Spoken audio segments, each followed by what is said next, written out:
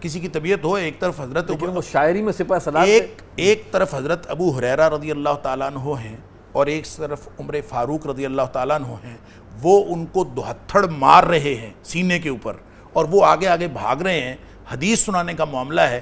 عمر فاروق رضی اللہ تعالیٰ عنہ کا رویہ بھی ایمان کے منافی نہیں ہے اور ابو ہریرہ رضی اللہ تعالیٰ عنہ کا رویہ بھی ایمان کے منافی نہیں ہے، لہٰذا یہ ہے یتبع المؤمن علی کل خلق۔ لیکن دو باتوں کا استثناء ہے، فرمایا الا الکذب والخیانہ، خیانت، اللہ دو باتیں جو ہیں وہ مومن میں نہیں ہو سکتی۔ یہ ممکن ہی نہیں ہے کہ مومن کے اندر بددیانتی ہو اور مومن کے اندر جھوٹ ہو۔ اب اس کا مطلب ہے جس کے اندر جھوٹ اور بددیانتی ہے وہ اس کا ایمان کے ساتھ کیا تعلق ہے؟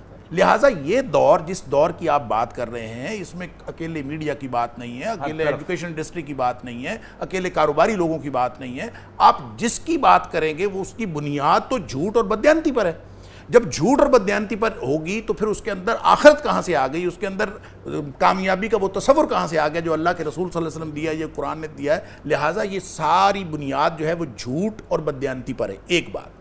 دوسری بات اس میں وہ اوریہ صاحب بات کر رہے تھے کاروبار کی کہ جناب کرتے ہیں، ایک بڑی شاندار حدیث ہے کہ نبی اکرم صلی اللہ علیہ وسلم نے ایک دن فرمایا ان التجار هم الفجار، اللہ اکبر۔ اور فجار کے بارے میں قرآن کہتا ہے کہ ان الفجار لفی جحیم، کہ فجار جو ہے وہ جہنمی، اور نبی اکرم تمام تاجر فجار ہیں، نبی اکرم صلی اللہ علیہ وسلم فرما رہے ہیں کہ ان التجار هم الفجار، تجار ہی فجار ہیں اور فجار جہنمی ہیں، یہ قرآن کہہ رہا ہے۔ اس کا مطلب سارے کاروباری جہنمی۔ اب ذرا غور کیجئے، اچھا اس میں جو جلالت ہوگی نبی اکرم صلی اللہ علیہ وسلم کا جو جلال ہوگا، یہ فرمان ذیشان بیان فرماتے ہوئے، اب یوں لگتا ہے کہ صحابہ تو ڈرے ہوئے ہو گئے نبی کریم صلی اللہ علیہ وسلم کی بات سن کے، ان التجار هم الفجار۔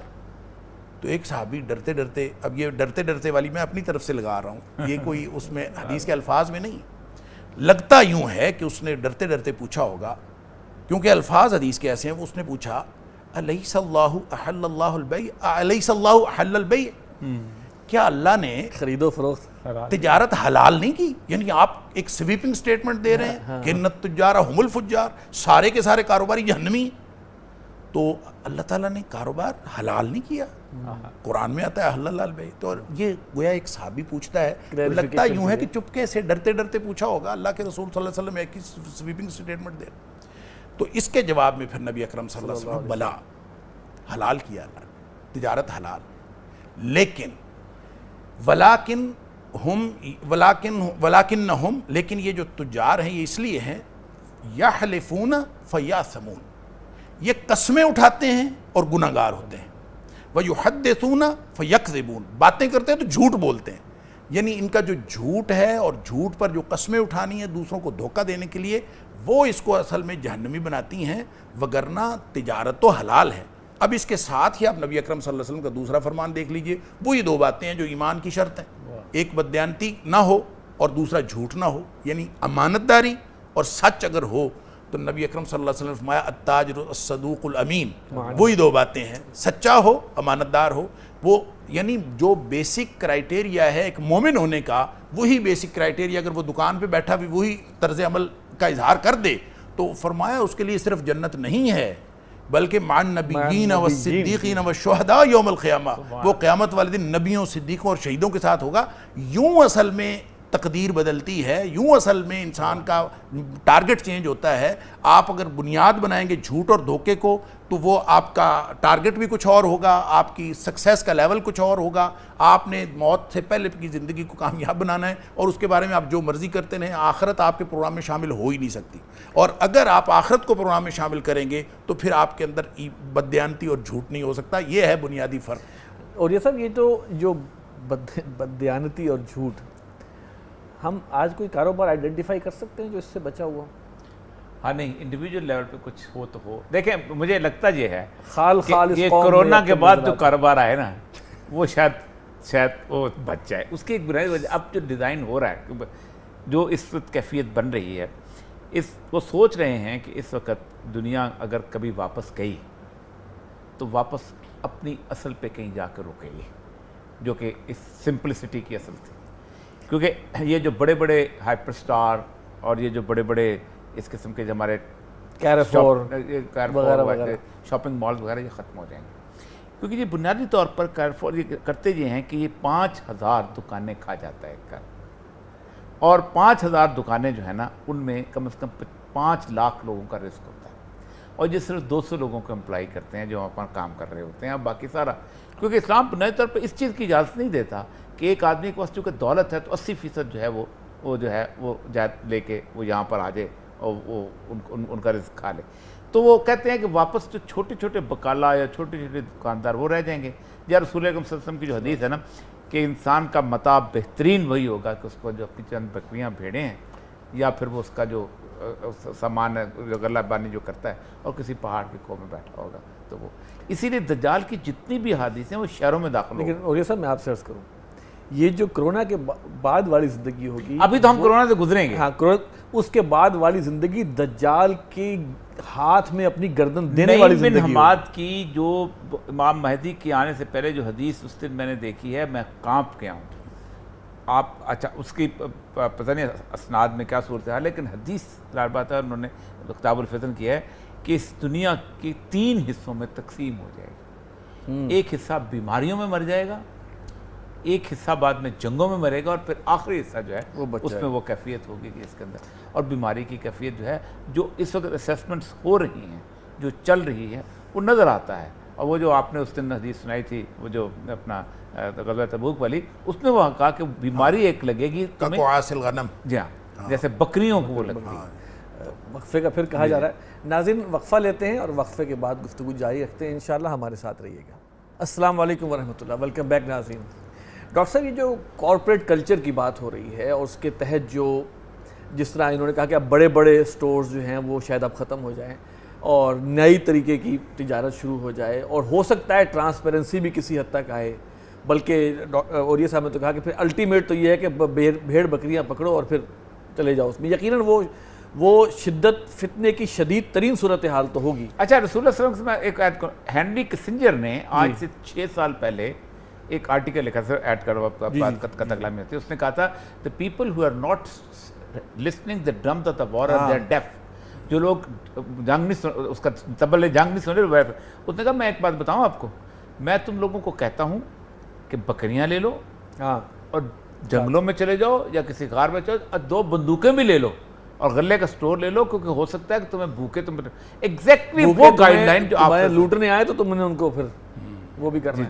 جی تو سر یہ جو صورتحال ہے اس میں میں سمجھتا ہوں کہ ہمارے پاس اب راہ عمل یا روشنی کی جو کرن ہے اس گھٹا ٹوپ اندھیرے میں، جیسے کہ آپ نے حدیث پڑھی کہ اسے اندھیری رات ہے اور اس میں وہ جو ہے وہ مسلسل جو ہے وہ آ رہے ہیں، فتنے آ رہے ہیں. کوئی امید کی کرن، کوئی روشنی؟ دیکھیں روشنی اور امید کی کرن تو نبی اکرم صلی اللہ علیہ وسلم کی دی ہوئی رہنمائی ہے نا. اگر آپ اس رہنمائی کو لیتے ہیں تو کوئی موقع ایسا نہیں. باتوں کو عام کیا جائے، میں عرض کرتا ہوں مومن کے لیے تو دیکھیں بنیادی مسئلہ ہے ایمان اور توکل. ایمان اور توکل ٹھیک. اگر ایمان اور اللہ پر توکل اور بھروسہ موجود ہے، اصل میں پتہ ہے کیا، توکل کو جب ہم ڈیفائن کرتے ہیں نا تو اس کو ہم اس کی حقیقت سے آشنا ہوئے بغیر ہم کہتے ہیں توکل ہے اور نہیں ہے، ہم اس کے اوپر ایسے بات کر لیتے ہیں. دیکھیں توکل اصل میں ہوتا کیا ہے، جب آپ کو دنیا میں جتنے بھی مادی وسائل ہیں سارے ہیں، انسان کی ضرورت ہے اور اس ضرورت میں مختلف چیزوں سے یہ اپنی ضرورت پوری کرتا ہے. جب یہ ضرورت پوری کرتا ہے تو اس ضرورت پوری کرنے کے دوران اس کی جو پازیٹیوٹی ہے اس کو یہ یوز کر رہا ہوتا ہے، اور اس کا جو نیگیٹو سائیڈ ہوتی ہے اس کا امکان ختم نہیں ہوتا. یعنی اگر آپ ہوائی جہاز پہ سفر کر رہے ہیں تو اس کی پازیٹیوٹی سے آپ مستفید ہو رہے ہیں، ٹھیک ہے، لیکن اس کے ایکسیڈنٹ کا امکان ختم نہیں ہوتا، آپ کے ذہن میں خدشات موجود ہوتے ہیں. ٹھیک. اور اسی طرح جب آپ بحری جہاز پہ بیٹھتے ہیں تو اس میں بھی آپ کو یہ امکان رہتا ہے، ہر جگہ پہ ہے، ہر جگہ پہ امکان. یعنی جب بھی آپ کوئی پازیٹیو کام اس کا مثبت فائدہ لے رہے ہیں تو اس کی منفیت جو ہے وہ کبھی اس کا امکان ختم نہیں ہوتا.